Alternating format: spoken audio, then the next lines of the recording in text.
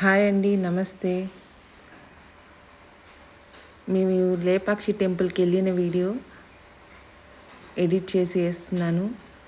Sorry for the inconvenience. మీ మొబైల్ని కొంచెం రొటేట్ చేసుకొని చూడాల్సి వస్తుంది. ఎందుకంటే మేము వీడియో తీసేటప్పుడు ఈ వీడియోని అప్లోడ్ చేయాలన్న పాయింట్ ఆఫ్ వ్యూలో తీయలేదు. మేము అక్కడ తీసిన పిక్చర్స్ని వీడియోస్ని అన్నీ కలిపి వేస్తున్నాను. అన్నీ ల్యాండ్స్కేప్లో తీయకుండా పోర్ట్రైట్లోనే తీసేసాము. అందువల్ల మీ మొబైల్ని కొంచెం తిప్పి అడ్జస్ట్ చేసి చూసుకోండి.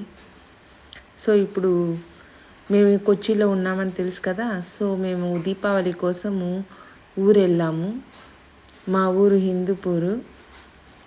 హిందూపూర్ పక్కన ఒక పల్లెటూరు.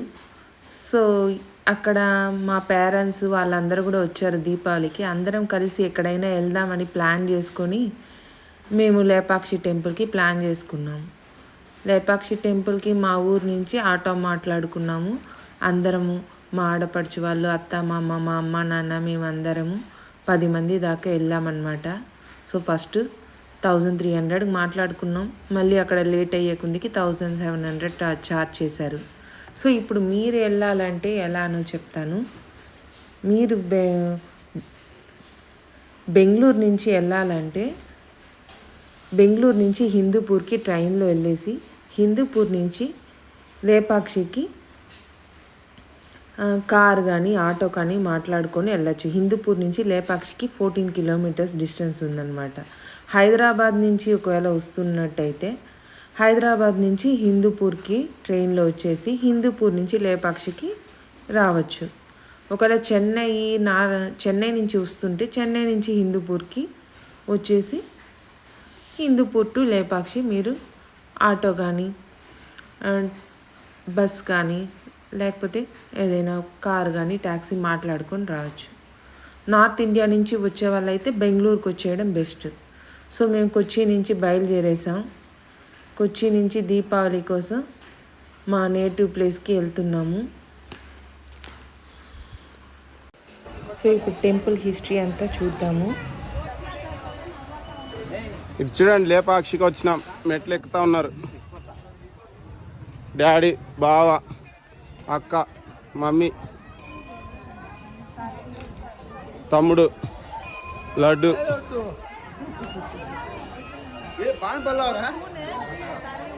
సంగీత, ఆంటీ, అంకుల్.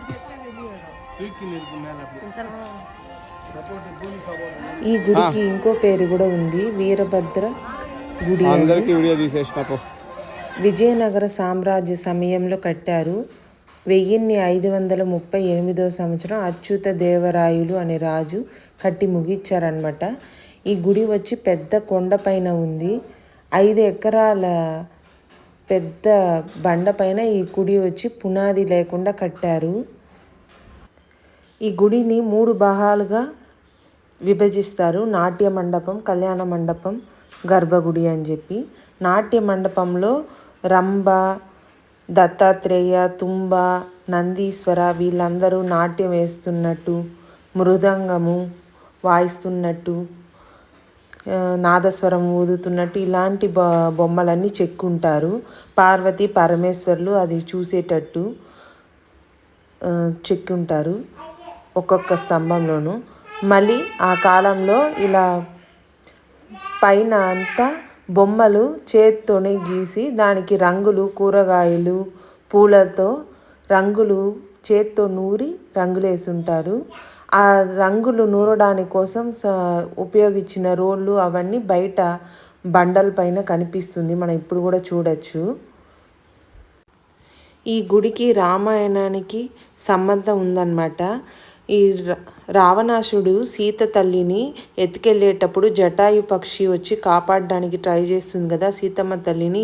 అప్పుడు రావణాసుడు జటాయు పక్షిని కొట్టినప్పుడు జటాయు పక్షి ఈ స్థలంలోనే పడింది అంటారు. అప్పుడు రాముడు కోసం రామ రామ అని నొప్పితో చెప్తా ఉన్నప్పుడు రాముడు వచ్చి జటాయు పరిస్థితిని చూసి లేపాక్షి అని చెప్తారనమాట. అందువల్ల ఈ గుడికి లేపాక్షి అని కూడా పేరు వచ్చిందని చెప్తారు. ఈ గుడిలో మనము సీతమ్మ తల్లి కాళ్ళ అడుగు జాడని చూడొచ్చు. అది వచ్చి జటాయు పక్షిని సీతమ్మ తల్లి ఆశీర్వదించినప్పుడు అది అక్కడ మార్క్ లాగా పడిందనమాట. అది మీరు ఇప్పుడు చూడొచ్చు. అక్కడ ఎప్పుడు కొంచెం జలం అనేది నీళ్లు వస్తూనే ఉంటుంది, మీరు గమనించవచ్చు వెళ్ళినప్పుడు. మనం ఈ గుడిలో హ్యాంగింగ్ పిల్లర్ చూడొచ్చు, అంటే భూమికి. ఇది Lepakshi stone standing without any support. Let's see whether it is still standing. Now we are testing. Wow, nice.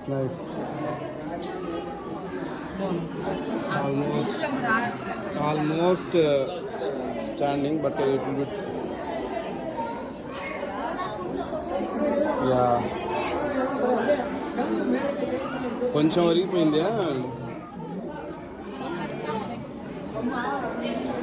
Coins are there inside. Coins. Yeah, it's touching it. Inside. Okay, like that touching it. కనిపిస్తా ఉంది బాగా. అటుపక్క కూర్చునిందని కనిపిస్తా ఉంది. Touch అయింది బాగా. Great. Without any support you can see. Great.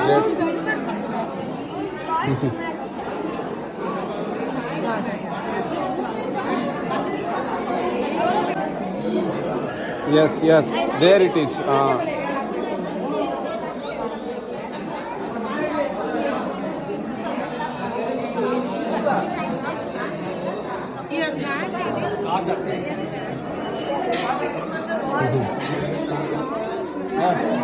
ఇట్టే మనం దాన్ని కలబెట్టి దాన్ని కూర్చోబెట్టేసినాం.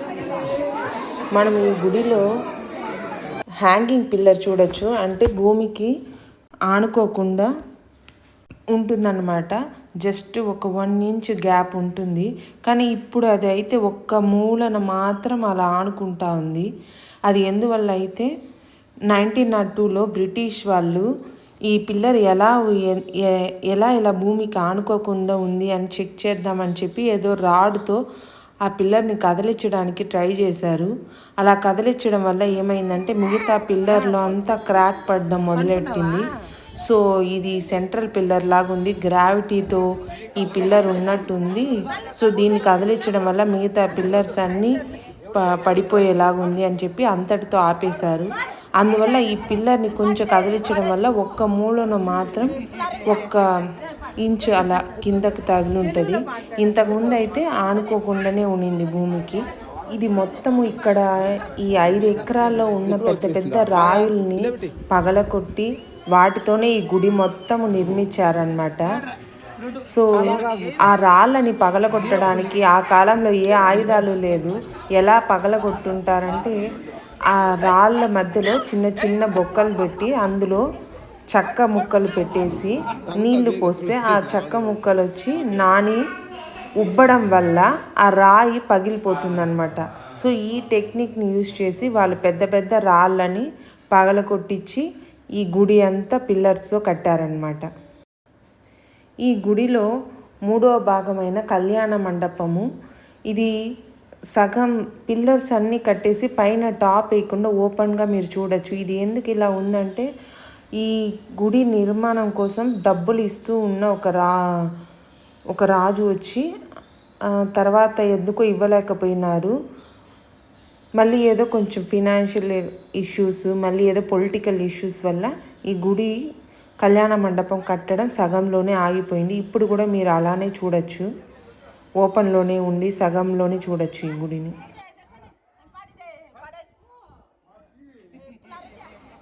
ఇంత పెద్ద గుడిని మనము ఎన్నో వందల సంవత్సరాలు కట్టుంటారేమో అనుకోవచ్చు. కాదు, 16 ఏళ్ళలో కంప్లీట్ చేసేసారు. 1522లో స్టార్ట్ చేసి 1538లో కంప్లీట్ చేసేసారు ఈ గుడిని. ఈ గుడి నుంచి ఒక 200 మీటర్ల దూరంలో మీరు పెద్ద నంది విగ్రహం ఒకటి చూడొచ్చు. అది ఇండియాలోనే పెద్ద నంది విగ్రహం అనుకుంటాను. సో అది ఎత్తు వచ్చి 660 ఫీట్ అంతా పొడవు ఉంటుందన్నమాట. చాలా పెద్దదిగా ఉంటుంది. అక్కడి నుంచి ఆ నంది విగ్రహం నుంచి దూరంలో చూస్తే ఒక పెద్ద బండపైన కొండపైన జటాయులాగా ఒక పక్షి విగ్రహం కూడా ఉంటుంది. అది కూడా మీరు చూడొచ్చు. చాలా బాగుంటుంది. అసలు మేము వెళ్ళేటప్పుడు ఇంత ఉంటుందని అనుకోలేదు. సో దీపావళికి ఏదైనా గుడికి వెళ్దామని మేము ఫ్యామిలీతో క్యాజువల్గా వెళ్ళాము. సో ఈ గుడిని చూశాక, ఈ గుడి చరిత్ర తెలుసుకున్నాక సో మీకు కూడా చెప్పాలనిపించే మేము ఈ వీడియో చేస్తున్నాము. అన్ని ఫోటేజ్ వీడియోలని అటాచ్ చేసి ఈ గుడి చరిత్రని మీకు తెలియజేయాలని మా చిన్న ప్రయత్నం. సో మీరు కూడా తప్పక దర్శించండి. చాలా బాగుంది గుడి అయితే. ఈ అన్ని విగ్రహాలు, ఆ ఊరు అంతా బాగుందన్నమాట. ఎక్కడ చూసినా విగ్రహాలు, పెద్ద పెద్ద బండలు. మీరు తప్పక దర్శించాల్సిన ఒక గుడి. హిందూపూర్ నుంచి మీరు ట్రై చేయొచ్చు ఈ గుడిని వెళ్ళడానికి. సో మార్నింగ్ బయలుదేరాము, గుడిని చూసుకొని ఈవినింగ్ అలా రిటర్న్ అయ్యాము. ఒక ఫుల్ డే బాగా జాలీగా ఎంజాయ్ చేసామని చెప్పచ్చు. అక్కడ అన్నదానం అంతా కూడా గుడిలో జరుగుతుంది. మధ్యాహ్నం అక్కడే లంచ్ చేసుకొని మా వల్ల అయినంత డొనేషన్ ఇచ్చేసి వచ్చాము. సో మీరు కూడా చక్కగా ప్లాన్ చేసుకొని ఎంజాయ్ చేయండి. అచ్యుత దేవరాయలు పెనుకొండనే బేస్ చేసుకొని క్యాపిటల్గా చేసుకొని అప్పుడు ఈ ఏరియానంతా పాలించినాడు. ఇప్పుడు పాలించినాడు. ఇందాక ఒక ఫోటోలో చూశారు కదా, 3 కాళ్ళు వేసుకొని ఒక విగ్రహం ఉండింది. అతను భృంగీశ్వరుడు. సో నాట్యం చేసి నాట్యం మండలికి గురువులాగా. సో నాట్యం చేసి అలసిపోతే ఏదో ఒక కాలు రెస్ట్ తీసుకొని మిగిలిన 2 కాళ్ళతో నాట్యం చేసేవారంట. సో అది చాలా అసలు అద్భుతమైన విషయం. అది అలా చెక్కడం అనేది, అలాంటి ఒక ఇది రావడం అనేది ఒక అద్భుతమైన విషయం. మీరు ఒకసారి చూస్తే బాగుంటుంది, చాలా బాగుంటుంది అది. మేమందరం గుడిలో దర్శనం చేసుకొని గుడి మొత్తం చుట్టూ చూసేసి అలసిపోయారు. సో అందరు రెస్ట్ తీసుకోవడానికి పెద్ద బండ కింద కూర్చున్నాము. పిల్లలు బాగా జాలీగా ఆడుకుంటున్నారు, పెద్దవాళ్ళు రెస్ట్ తీసుకుంటున్నారు.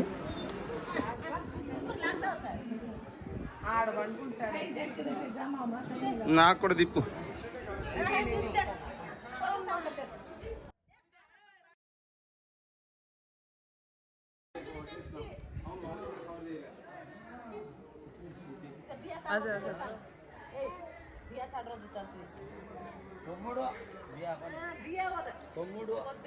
ఆడరా దూరుతా ఉన్నావు, ఒరే గుండె ఎత్తుతా ఉన్నావా?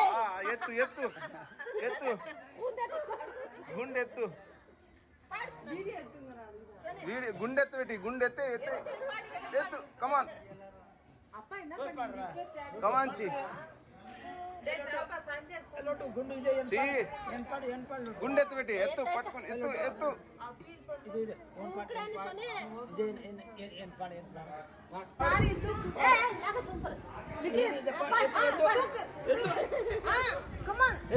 ఎత్తండి ఎత్తండి.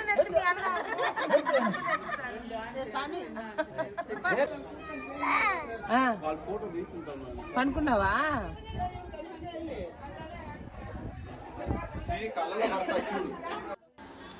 మేము ఇంక ఇంటికి బయలుదేరేసాము గుడి దర్శనం అయినాక.